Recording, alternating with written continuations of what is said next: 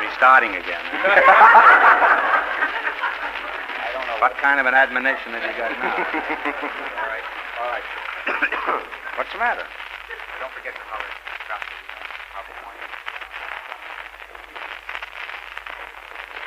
Ladies and gentlemen, don't tell anybody, but the secret word tonight is water. W-A-T-E-R. Really? You bet your life.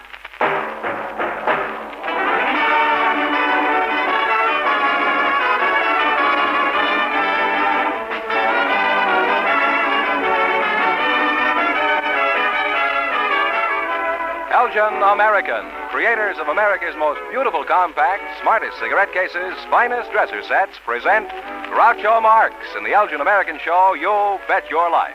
The comedy quiz series produced and transcribed from Hollywood. And here's that sterling Elgin American, the one, the only... Now, where have I heard that name before? Why, that's me, Groucho Marx.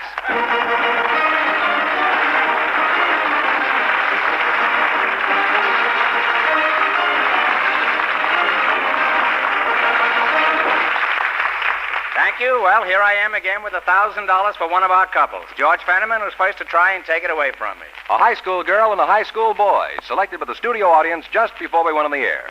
Carol Bartz and Ken Downey meet an old-fashioned Valentine, Groucho Marx. Welcome to the Elgin American program, youngsters. And if either of you say the secret word at any time we're talking, you each win a 16-millimeter Apollo sound movie projector. It's a common word, something you use every day. High school students, eh? Carol? Carol, how old are you? 17. Mm-hmm. And how old are you, Ken? 17. What school do you go to? Manual arts. What is that? Manual arts. Manual arts, eh? Sounds like a Mexican.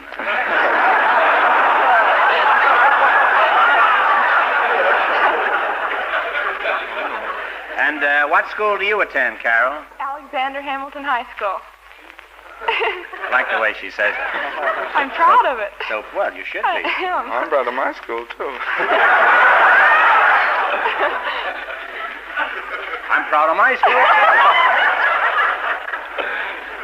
What class are you in, Carol? Senior B's. And, Ken, what class are you in? Senior B's. Both in the same hive, huh? Don't answer that or you're liable to get stung. At school, do you participate in any extracurricular activities like football or debating or grunion hunting? I'm, Wait a minute, stop. Sorry. No? Oh, too distracting. All right. I asked you. Okay. Now, we'll go ahead. Okay. You haven't got a camera in your pocket, have you? I say, do you participate in any of the extracurricular activities like football or debating or grunion hunting? Yeah. Well, I'm You? student body president. President of this? Hmm. Congratulations. I'd love to hear you play the piano sometime. Or does a high school president play the ukulele? No. On what platform were you elected? Oh, stage of the high school auditorium.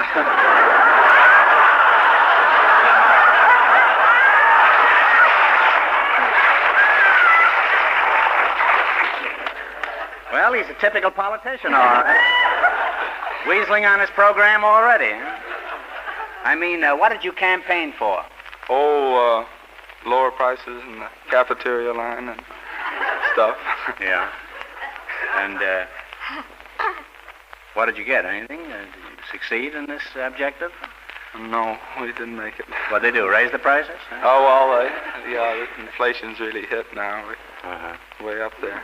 What does it cost you for a cafeteria meal now? Oh, I mean, enough for you to keep body and soul together. And that's quite a body you've got there, too. I don't know about the soul, but it's quite a body you've got there. Oh, yeah, it's about 45 cents, I guess. 45 cents? And what did it used to be in the old days? Oh. What did your father about tell you? Oh, my father, he could get everything but the kitchen sink for 15 or something like that. How much was the sink? Well, how many of your campaign promises have you kept, Ken? Oh, not many. You'll be a congressman, Mr. Would you like to make a career of politics and someday be president of the United States? Oh, Well, it'll be a great honor. Yes. Well, you could start at the bottom and work your way up. First, you've got to get a job in a haberdashery.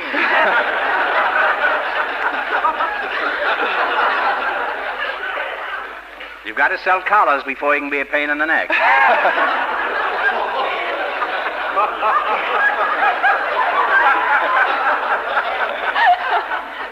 What do you like most about school, Oh, Ken? the girls, I guess. Don't you like the girls away from school?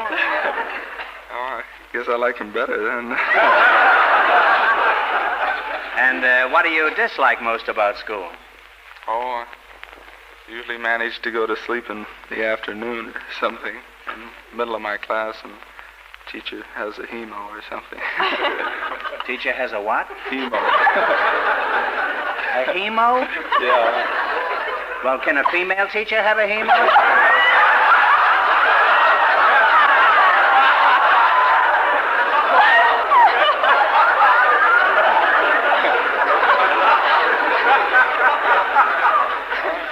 You'll have to brief me on some of these things. What are some of the things that you dislike specifically about high school girls, Ken? Long skirts and that's a ballerina skirts type, looks like they're made by Omar the Tent Maker. And Carol, what do you dislike most about high school boys? Well, they're so sloppy.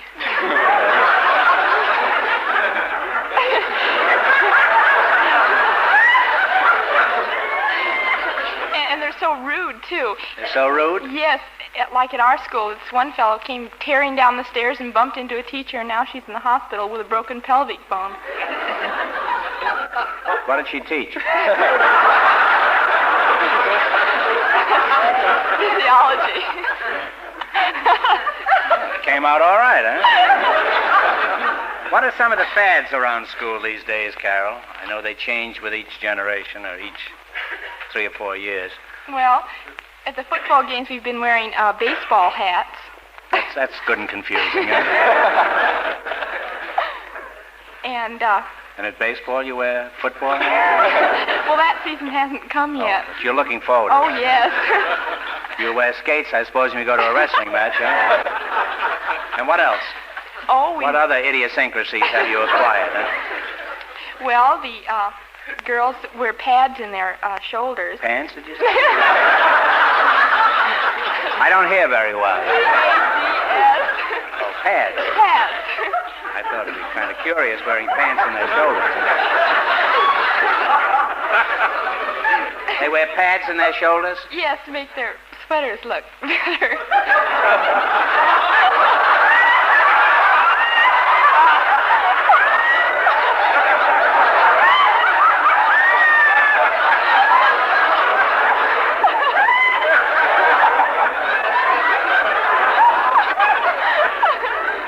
I don't know how the padding got over there.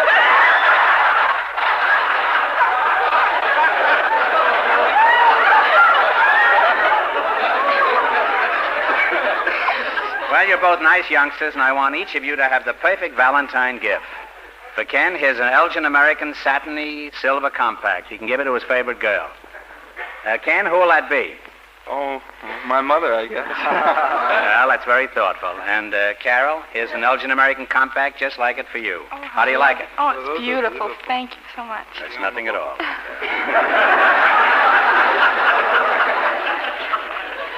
Speaking of Valentine's Day, Carol, what special activities are you having at your school? Oh, we're having a real scrumptious Valentine's dance. Hmm. How does a scrumptious dance differ? Well, our theme is going to be moonlight and roses. Indoor? Yes, but we're going to fix it up like a garden, a rose garden. It's going to be great when it's snowing that night, huh? Have you got a date for Valentine's Day? No, not yet. Ken, have you got a date for Valentine's Day? Not yet. Maybe old Cupid Marks can get you two together, huh? Where do you like to go on dates, Carol? Oh, I just like to go out, I guess. Out where? You mean cold?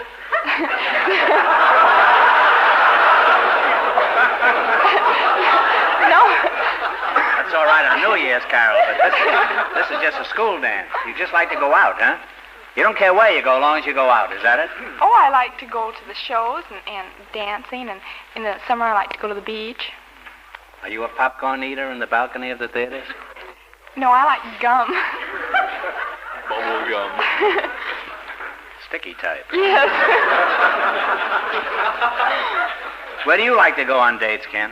Well, someplace where it isn't crowded, I guess.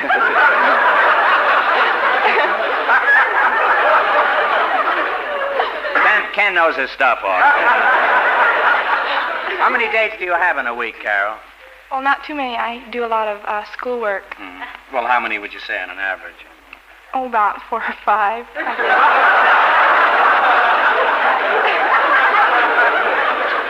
In other words, you're just a drudge, huh?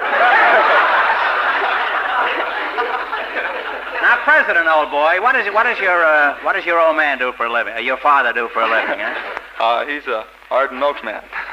He's a what? Milkman. What kind did you say? Arden, you know. You mean he's crazy about it, huh? Arden, yeah, A-R-D-E-N. Oh, I see. You have to spell And what is your... Yes, you have to spell everything out for me. And what's your ambition? Oh, I like to write journalism and things like that. Mm-hmm. And where does your father work, Carol? Oh, he's a manager of a coffee company. But he doesn't know beans, huh? He wouldn't like to hear you say that. No, well, I hope he doesn't listen. He won't buy a compact anyhow.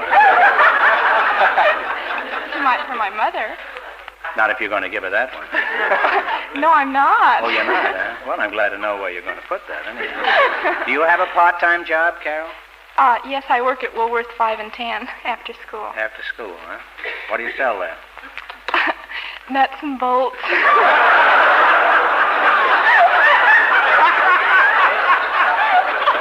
That sounds more like a grocery store to me. And how much additional spending money do you earn there, Carol? Do you want how much I earn an hour? Yeah. Well, it's the minimum requirement, 65 cents an hour. That's pretty good. Do you do any babysitting? Yes, uh-huh. You sit on babies. That could be pretty dangerous, you know. Huh? I know. If there was an open safety pin around. Just what do you do as a babysitter? Well, I sit with babies, I guess. Well, do you charge by the hour or by the diaper? I charge by the hour. Well, let's see how good you are at babysitting. Suppose you were on a job and you were out in the living room jitterbugging with 4 or 5 boyfriends. Well, first of all... And the baby suddenly decided to howl. What would you do about it? Well, first of all, I wouldn't be sitting with, I wouldn't have 4 boys over there. You mean you'd have more than that?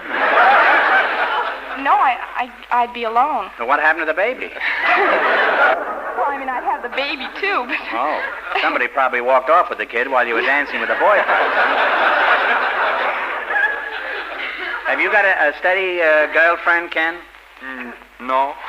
Why not? Oh, I don't know. I might have something my best friends won't tell me or something. I don't know. No, if you had, I'd have told you by this time. Well, didn't you have a steady girlfriend? Oh, yeah, but... Well, what happened? We broke up. So what did you fight about? Oh, she got mad because I was going out with other girls.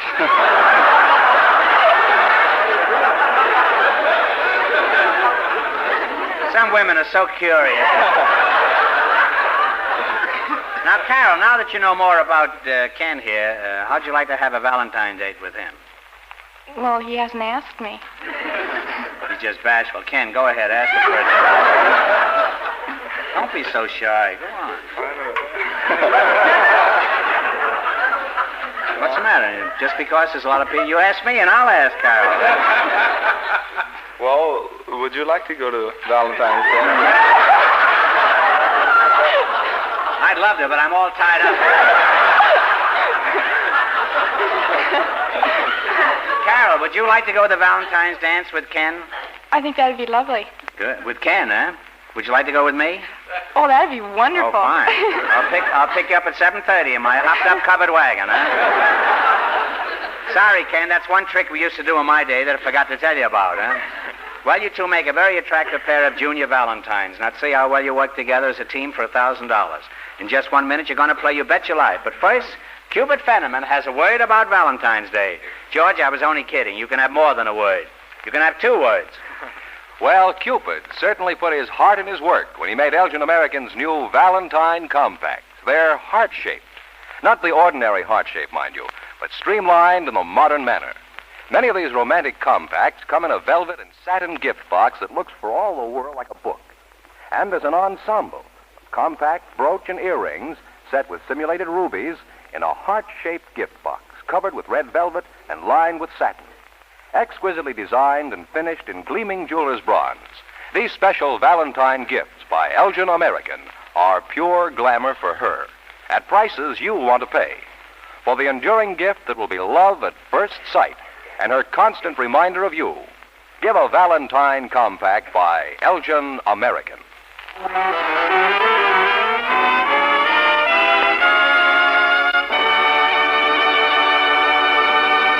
Now, let's see if you two will get a chance at the $1,000 question. You're going to play the Elgin American game, You Bet Your Life. Fenneman, tell them the rules. Each of our 3 couples has $20. They bet as much of that 20 as they want on each of 4 questions. The couple that earns the most money gets a chance at the $1,000 question at the end of the show. Our other 2 couples are in a waiting room off stage, so they won't know what goes on until it's their turn. Here we go. Let's see how high you can build your $20. What question category did you select? Capitals of Latin American countries. That's right. Now, how much of your $20 will you bet on the first one? 10. Your 4 questions pay even money. What is the capital city of Argentina? Buenos Aires. Buenos Aires is right. Well, the kids are off to a great start. They have $30. All right, remember you're going for $1,000 tonight. How much of your $30 will you bet? Okay, 20. 20? What is the capital city of Nicaragua?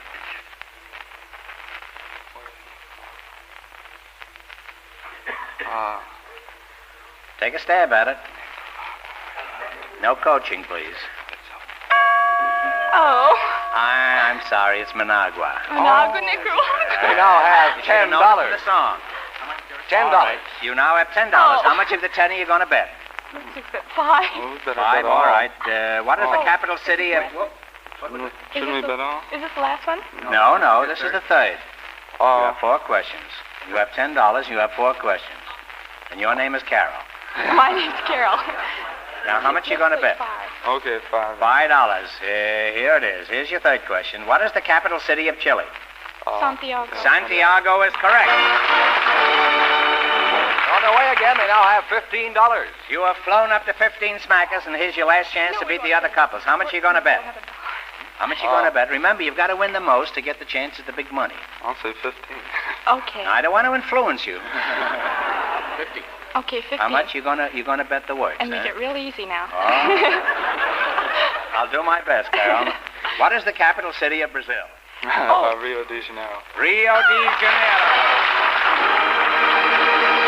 And they wind up with $30.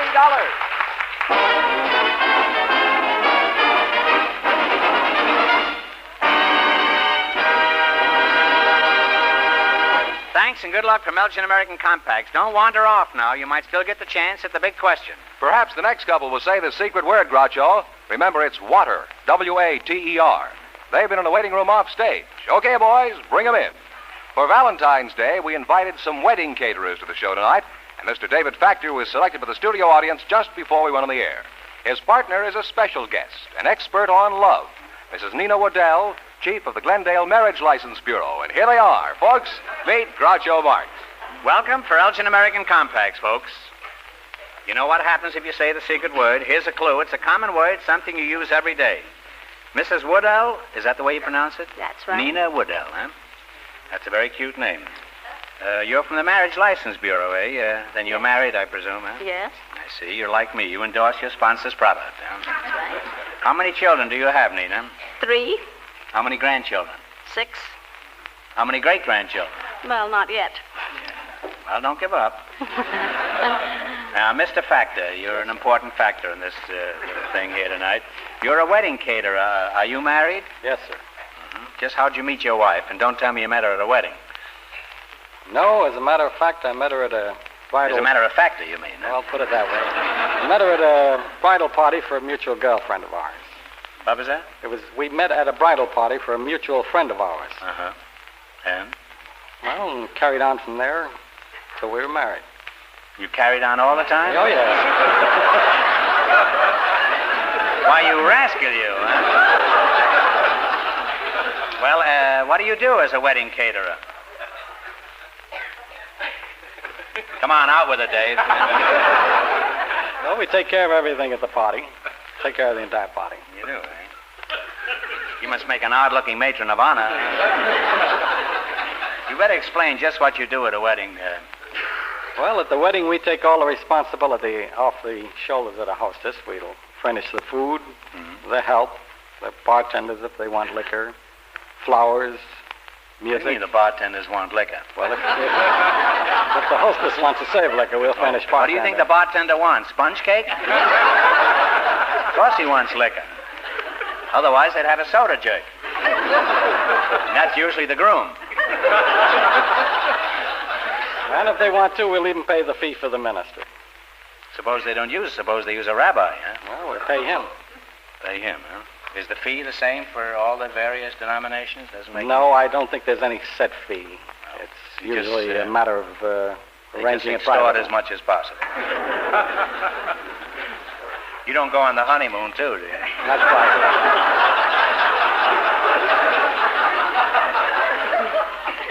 Mrs. Woodell, if you were going to get married tomorrow, what age would you put down on your marriage license? But I'm not going to get married tomorrow. We're just pretending. What age would you put down, huh? Well, if I was pretending, I'd say 23.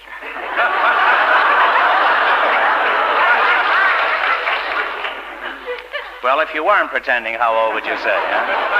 I would say I was 58. 58. Well, you don't look it. You look much younger than that. Keep your age well, and you did a good job in keeping it from me, too. Now, I have the perfect Valentine for each of you. For Mr. Factor, his Elgin American silver finish compact engraved in jeweler's bronze. Your wife will love it. Thank you. And for Mrs. Waddell, a gift any woman would be happy to receive on Valentine's Day. A beautiful dresser set of satiny jeweler's bronze. It's by Elgin American, of course. How do you like it? Oh, beautiful. Mrs. Woodell, as Cupid's assistant at the marriage license window, how long have you been encouraging matrimony? About 6 years. And how many dog tags would you say you've issued in that time? Between 9 and 10,000. Quite a bit, huh? You're 6 years behind the marriage license counter. Has any disgruntled customer ever asked for his money back? Yes, on one occasion. What happened? Well, a young couple got their license from me, and on the way home they were discussing their honeymoon plans. He came back the next day and wanted his money back. He said that she wanted to go to Big Bear and he wanted to go to San Diego, and they couldn't agree, so he back wanted his money back. Well, it seems to me a Big Bear on a honeymoon is better than San Diego. That's what he thought. And did you refund his money? No, I did not. You didn't give him his money back? No, I didn't. And what happened? Did they get together again, or was that the finish? No, of that it, was huh? the finish, I presume. I never heard any more from him. She's still up in Big Bear, and he's in San Diego. Probably snowbound by now, eh? Wishing she had the schlemiel back again, eh?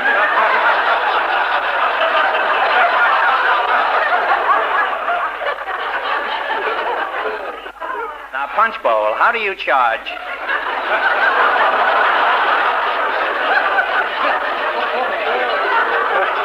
How do you charge for catering a big shindig wedding? Oh, I guess we usually arrange a flat rate. You mean after the ceremony, the old man is flat, is that it? What's the most you ever charged to conduct a wedding? About $1,200. What did that include? Was there more than one bride and groom? No, it was the What did it usual, include, huh? usual food that we saved. It was a little more elaborately set, a little more elaborate silver and trimmings, flowers. Trimming is right. Yeah, trimming is a little better silver service and possibly a little more help for You the have for various serving. grades of silver that you, huh? Oh, yes. They're sterling and they're plain. Now, what's the smallest charge you ever made? Oh, I don't think we'd move for less than $100. What do you give them for that? Tin plates? Huh? And tin cups, and do they hit on them when they want the water? You wouldn't move for less than $100, huh? That's right. Suppose somebody gave you a hot foot. So what comes with that kind of a ceremony? You just throw one old shoe, is that it? No, we'd give them the same type of food as in the deluxe wedding, except it wouldn't be as elaborately set and probably not as much help in proportion to the amount of guests. That's getting around it, huh? Now, suppose I wanted to toss a little hootenanny for Valentine's Day, and I wanted you to make all the arrangements. Now, you go ahead and interview me. Well, Groucho, how many guests would you be expecting? How many would I invite or expecting? Do you mean?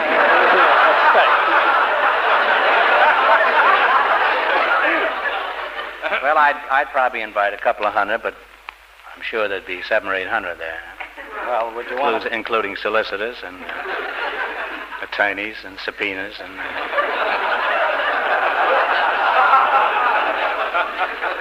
Well, would you want to hold that at your home or at our banquet hall? Well, what about Gilmore Field, huh?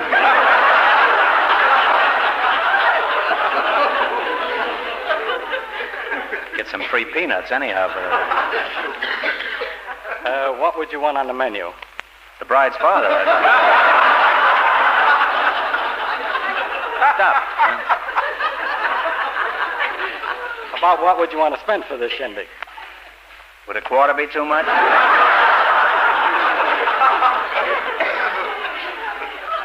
Do you expect it to be a dress affair? Well, they better wear something, huh? That Gilmore Stadium gets mighty cold there tonight. Now, Mrs. Waddell, let's get back to you. What's the most unusual experience you've ever had in your job at the Marriage License Bureau? Well, I had an elderly couple come to the bureau on an afternoon, and as they approached, I asked them if they wanted a marriage license, and the woman looked at me, she says, I don't know, what do you think? She says, this man wants to marry me, but he don't care anything about me. He knows I've got some money, and he just wants to sit around and smoke his pipe and sit in a chair for the rest of his life. What's the matter with that? And he says to her, I didn't ask you to come up here, you asked me. With that, she gave him a shove, and he gave her a shove to get around. He says, come on, let's go home. And I said, well, I think people better talk this over a little while first. And he gave her a shove, says, come on, let's get down here. And she turned around and scratched his face and pulled his hair and raised such a commotion that we had to get the sheriff out of the courtroom to separate them. Took them down to the lobby and they continued their fight there, and I've never seen them since. That's probably the parents of that girl that's up in Big Bear and the fella in San Diego.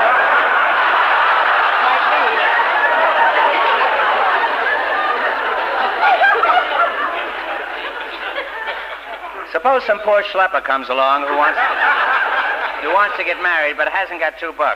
What do you do about it, huh? I'll tell him it's just too bad. He'll have to get out and get the money before I can issue the license. Now, when you see a couple marching up to your window, who's more nervous, the boy or the girl, as a rule? The boy, always. Always? Almost always. Well, why? Why do you think that? I don't know, unless he's contemplating what's in front of him. Do you ever give them advice? No, I refrain from that. The county prints a little book, Helpful Hints to Young Married People. And I put one of these books in each one of their license envelopes. I see. At the beginning, they haven't got time to read, and later it's too late, I suppose.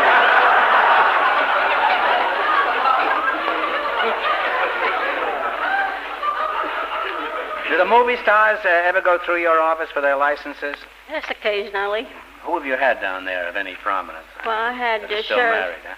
I had Shirley Temple and Shirley Temple? And Mr. Agar. And I had Wanda Hendricks and Audie Murphy. Well, that must have been kind of exciting, huh? They're a cute couple, huh? It's a lovely couple. Distinguished war veteran, beautiful young girl. Oh, to be 40 again, huh?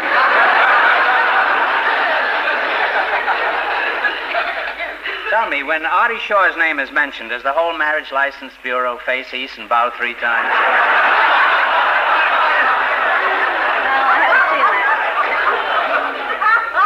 Have you done any work for him at all, I've done any work for him. You haven't handled any of his jobs at all? No, not one of them.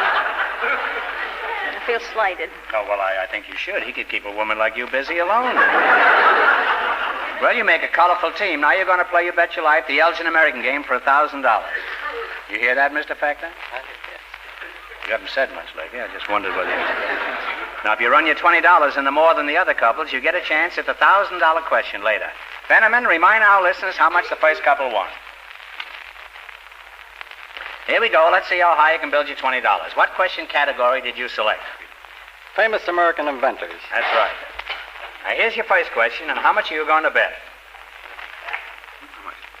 10. Talk it over, kids. $10. All right. Who was the inventor of the reaping machine? McCormick? That's right. Cyrus McCormick. They're off to a great start. They have $30, Groucho. That little Nina here is nobody's fool. Now, remember, you're going for $1,000 tonight. How much of your $30 you're going to bet on this one? 20, I guess. 20? 20 is okay. 20 okay with you, Mr. Factor? We want you to be happy here. All right. Who is the inventor of the steamboat? Robert Fulton. Robert Fulton is correct. Starting to climb, they now have $50. Here's your third question. You have $50. How much of the 50 are you going to risk on this one? 30. $30? Who invented the telegraph? Morse. Samuel Morse is correct. Now they have $80.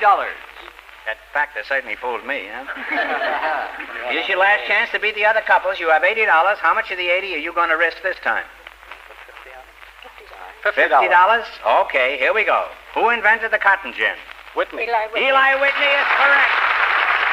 And they wind up with $130.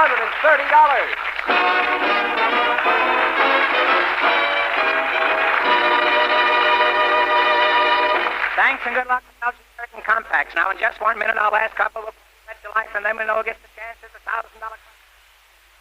This is where you come in with your reminder. Yes, Groucho. I have a reminder for the ladies, and here it is. Men like Valentine gifts, too, especially the new Elgin American cigarette cases they're so proud to own and use. These cigarette cases were sold out well before Christmas, but you'll find a good supply of them now at leading jewelry stores and department stores in a choice of handsome designs. Many have lighters to match for the gift he'll be doubly proud of. And don't forget Elgin American's smart new lighter cases that carry his cigarettes and give a light automatically with the closing click of the case. All of these gifts make good with a man and come in a wide price range. This Valentine's Day, give the gift after a man's own heart by Elgin American.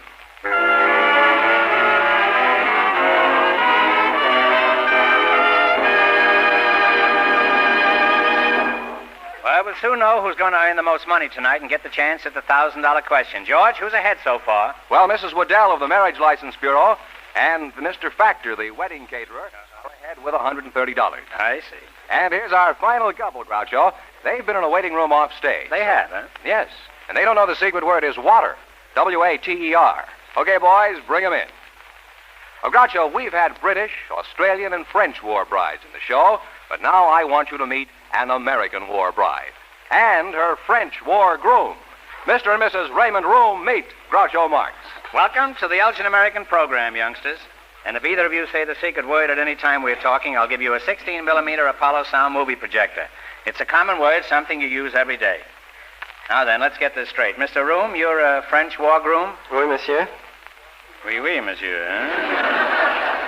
And Mrs. Room, you're an American war bride. Huh? I am. Hiya, babe.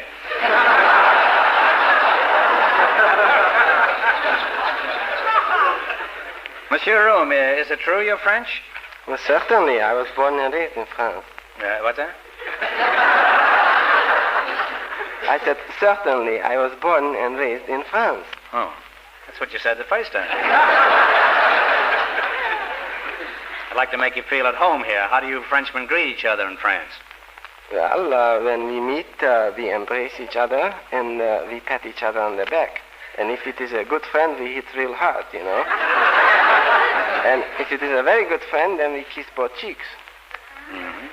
If you don't mind, I think I'll greet your wife instead. It's been a long time since I've seen her. Come with me, Susie Casbah. Pardon me.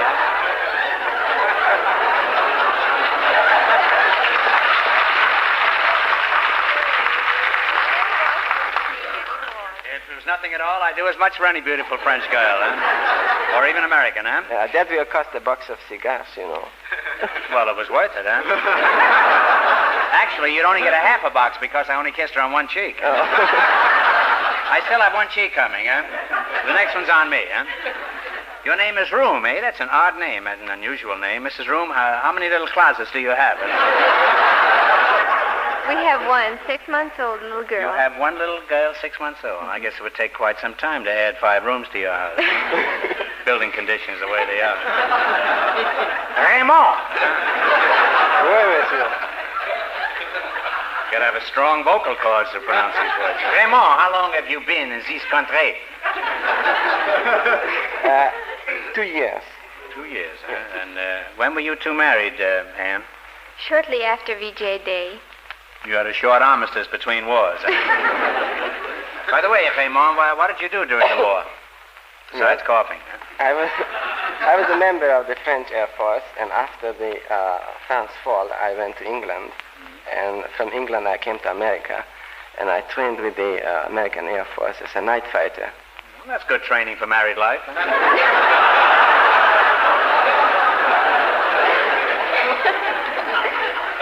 Where did you go after you left Florida, Raymond?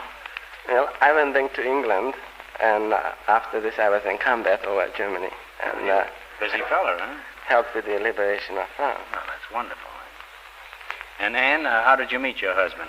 I met Your him. husband. Well, I can pronounce it. Yeah, but I I can't. met him in Florida at an officers' dance. What? You were married in Florida? No, we were married in Paris, France. How'd you get to Paris so fast, huh? Just a second ago, you were Well- dancing in Florida. Shortly after Raymond left, I enlisted in the services myself, and I requested special duty over in Paris, France, which I got. And I went to Paris very soon after that.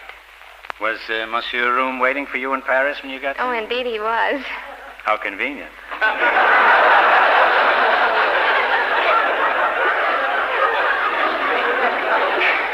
To arrive in Paris and have a room waiting for you.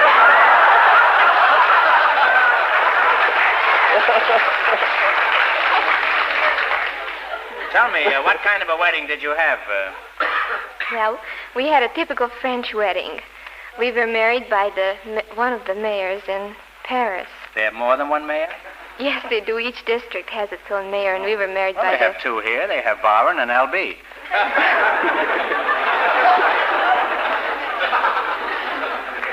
And you were married by the local by the mayor of the subsidiary mayor, huh? 3rd district. This is a sort of a branch mayor? I guess you could put it that way. Does he live in a tree? Well, not that I noticed. We're straying far afield here, Anne. I didn't want to... I'd like you to describe the wedding, huh? Well, it was a formal wedding, and among other things, we had to advertise our wedding for 1 week prior to the ceremony. Why is that? Well, perhaps you'd like to ask Raymond to explain that. Raymond. It's such a French custom. Oh, advertise the wedding.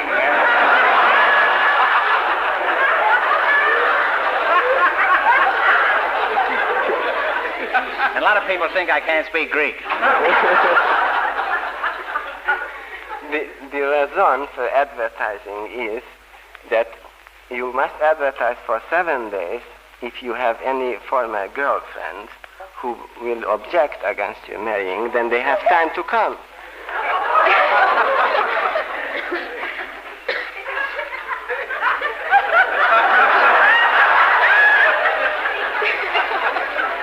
Well, with Space Race, that could run into money, you know. It's a good thing that's not the law here. Some of our playboys would have bigger advertising budgets than Elgin America. Tell me, Raymond, in France, do they throw rice after a wedding? Well, no, they Or have they throw other... French pastry? No. No, they throw flowers, and sometimes the flowers in the pot, and all the water and the flowers... You said water.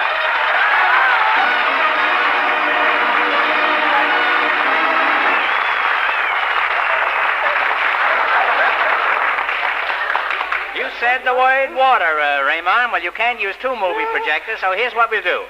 Mr. Room, you win the 16-millimeter Apollo sound movie projector. And Mrs. Room, you win a beautiful Elgin American dresser set finish in jeweler's bronze. Well, thank Say you. you're both really collected. Besides winning these wonderful prizes, you could walk off with $1,320 tonight. Now, let's see, where were we when you said the secret word? Raymond, are there any other interesting wedding customs in your country? You had just had somebody throwing a pot at you when I stopped you. Is that the party of the first pot that threw... No, those are your enemies who throw the pot. Oh, they're enemies, huh? Well, what, and the other different wedding customs that are Yes, indigenous to France that it is don't customary- prevail over here? Let me finish, too, you know. I like to get in a word occasionally, too. The trouble with those foreigners. If you don't like it here, why don't you come back from where I came?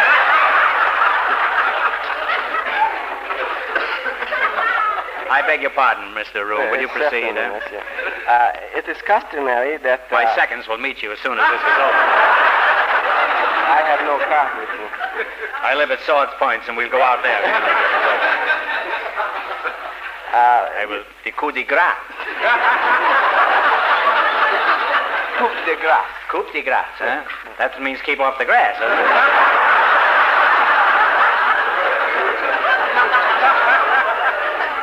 Well, anyhow, what other interesting customs do you have? Well, it is customary that your friends go into the chambre de nuit. You know, that is the room for Don't the explain wedding that. night. If that's what I think it is, don't explain. And they put all the presents in the bed. They put all the presents in the bed? Yes, and That's really Coles to Newcastle, isn't it? it is mostly candy. You see? It is candy? Candy and sugar.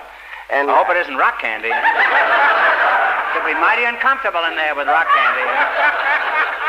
No, but that is symbolic that they wish that you should have a sweet married life. I see. Well, that's a lovely custom, I think.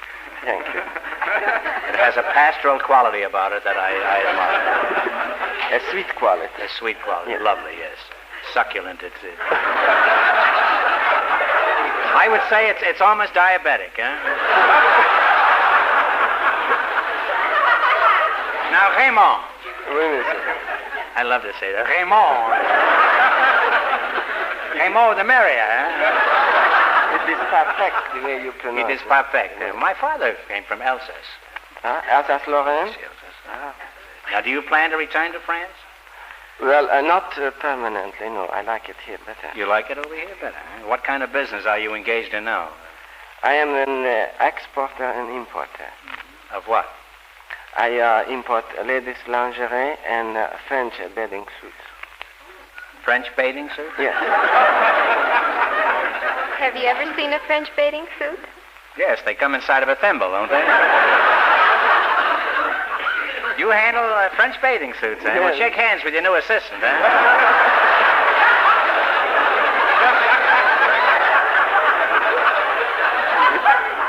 Now tell me, Raymond, are French bathing suits everything they're cracked up to be? Eh? Well, have you ever seen one? I've tried to see one, but my eyesight isn't what it used to be. Have you ever had any unusual experience as a bathing suit salesman? Yes, it was... Has the bottom dropped out of the market yet?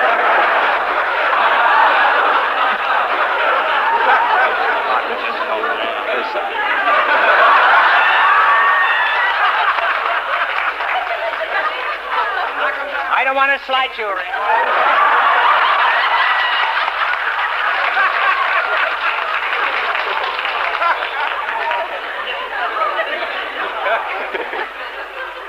What fools they ought to pay me for this, huh? Have you ever had any unusual experiences as a French bathing suit salesman? Yes, I did. It was during the first fashion showing in the Molitor. That is a very famous swimming pool in Paris. And they were showing the very latest models, and one of the American diplomats was watching. And he strained his neck so much to look at what he could see that he fell into the swimming pool.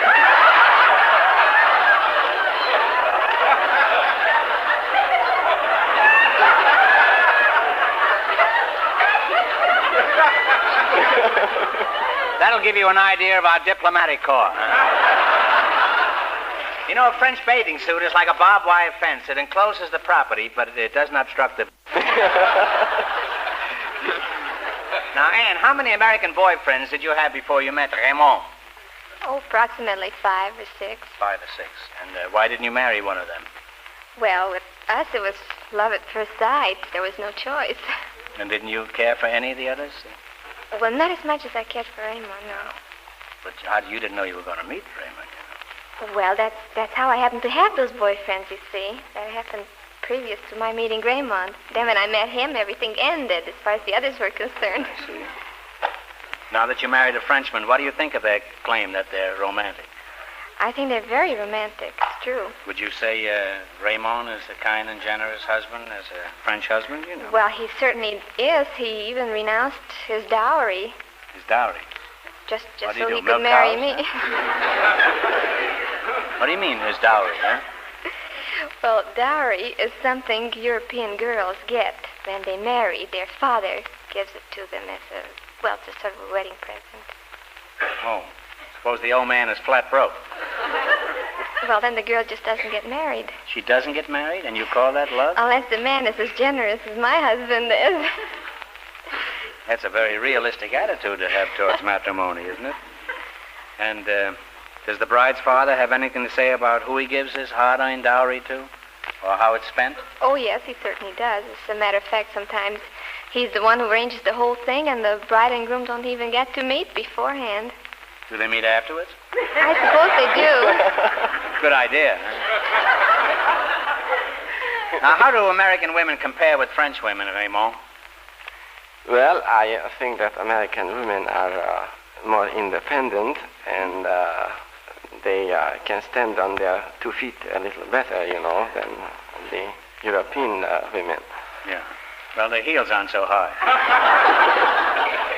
Now, how do American women compare with French women? Well, I think that women are really all the same all over the world.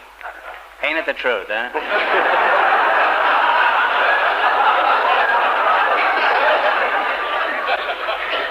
Now, Raymond, do marriages between French men and American women work out successfully as a rule?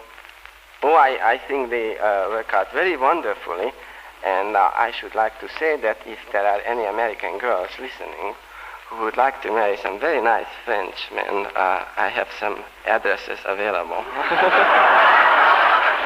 Oh, no, you don't. We red-blooded American boys are sticking together on this. We may not be as smooth and romantic as the men of France, but we've got something they don't have, American women. Vive la France! I nearly knocked myself out. Well, you make an interesting and happy Franco-American couple, and I know your marriage is a big success. Now, let's see how you can work together as a team for $1,000. You're the last couple to play the Elgin American game, beat the other 2 couples, and you get the $1,000 question. I can't tell you how much they won, but George Fenneman is off stage to remind our listeners. Here we go. Let's see how high I can build you $20. What question category did you select? Royalties. Royalty, huh? Now, how much of your $20 will you bet on the first one? 10. 10, all right. What is the name of the Emperor of Japan? Hirohito. Hirohito is correct. They're off to a good start. They have $30. Remember, you're going for $1,000 tonight. How much of the 30 are you going to bet on this one? 25. 25, all right. Who is the new queen of the Netherlands? She succeeded her mother, Wilhelmina. Juliana. Juliana is correct. They now have $55. You now have $55, and here's your third question. And how much are you going to try this time? 50. $50? All right. Ethiopia's emperor claims to be a direct descendant of the Queen of Sheba. What is his name? Haile Selassie. Haile Selassie is correct. They now have $105. Used to be highly censorable, huh? All right, here's your last chance to beat the other couples. You now have $105. How much of this are you going to try this time? 100, please. $100, huh? All right, here we go. What is the name of Princess Elizabeth's younger sister? Margaret. Princess. Princess Elizabeth. Well, no. Margaret Rose. I don't want to confuse you. It's Now, there's a lot of a little more. Well, could you Let's give repeat them it? Yeah, all right. I got it half. All right, I'll give you a different one. Wait. Who is the king? Wait a minute. Now, what did you say the answer was? I said Margaret Rose. No, you didn't say Margaret, but it is Margaret Rose. Margaret Rose is right. Well, that means they wind up with $205. It also means that they get a chance at the $1,000 question. Congratulations.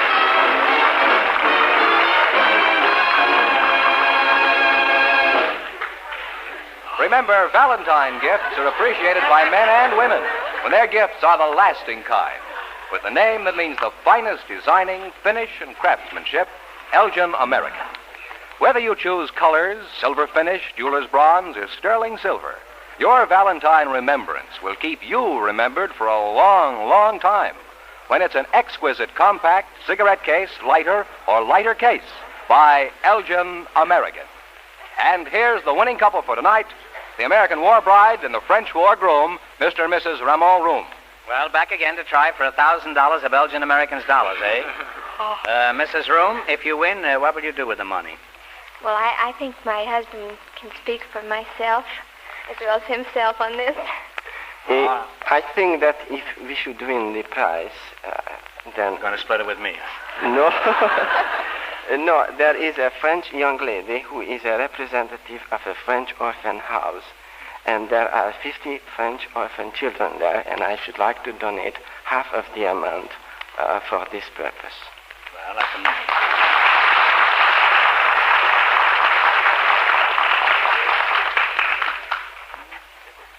All right, good luck. I'll give you 15 seconds to decide on a single answer between you, so talk it over thoroughly. And no help from the audience, please. Here it is for $1,000 in cash. When Abraham Lincoln was assassinated, his Secretary of State was wounded by the same gun. This man also was responsible for the purchase of Alaska. Who was Lincoln's Secretary of State?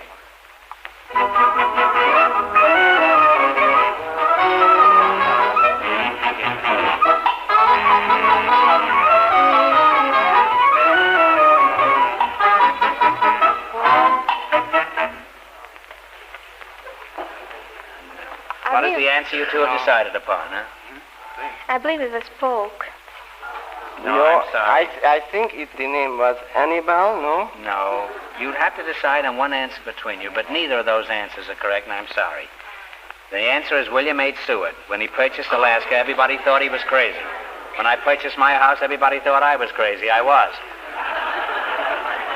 So that means the big question next week will be worth $1,500. You've been a wonderful team, and in addition to your gifts from Elgin American, you earned a dresser set and $205 and a projection machine, and good luck to both of you. Thank you very much.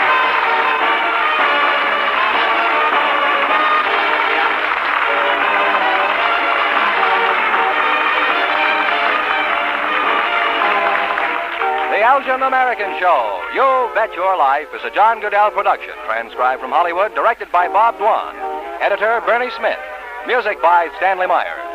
Remember, next week's big question pays $1,500. Be sure to tune in again next Wednesday night at this time for You Bet Your Life, starring Groucho Marx, presented by the creators of America's most beautiful compacts, smartest cigarette cases, and finest dresser sets, Elgin American. Don't go away, folks. In just a minute, I'm going over to Bing Crosby's weekly Hard Time Party on the same station. The word got around Bing hasn't been looking at his compact lately, and we can't have that, you know. By the way, have you looked at your compact lately? Good night.